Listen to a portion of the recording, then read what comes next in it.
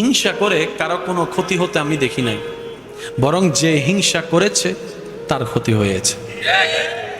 অহংকার করে কাউকে আসলে ছোট করা যায় নাই, অহংকার করে আমরা নিজেরাই ছোট হয়ে জাহান্নামের দিকে এগিয়ে যাচ্ছি।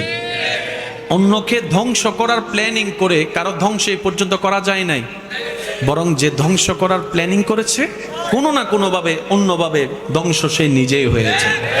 সেজন্য মনে রাখবেন, রব যাকে তুলতে চায় পৃথিবী তাকে নামাতে পারে না। রব যাকে একবার নামাতে চায় পৃথিবী তাকে তুলতে পারে না। সেজন্য উঠতে যদি মন চায় সে রবের দরবারে মাথাটা ঝুঁকাই দেন।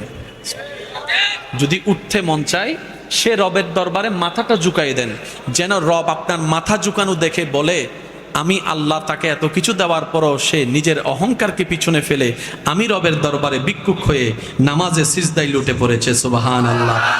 সিজদায় লুটে পড়েছে, কপালটা লাগিয়ে দিয়েছে। যে মাথা সে কারো সামনে নত করতে চায় না, মাথা হেড করতে চায় না, আজকে সে বান্দা কোনো জোরাজুরি ছাড়া আজানের ডাকে সাড়া দিয়ে আমি রবের দরবারে নামাজের মাধ্যমে ঝুঁকে গিয়েছে। ওয়াত ইজ্জু মান্তাসা, আমি আল্লাহ, ওয়াত জিল্লু মান্তাসা, আমি আল্লাহর হাতে। সুতরাং আমি আল্লাহ তাকে দুনিয়াতেও সম্মানী করে দিলাম, আখেরাতেও আমার বান্দাকে সম্মান দান করে দিলাম। সুবহানাল্লাহ।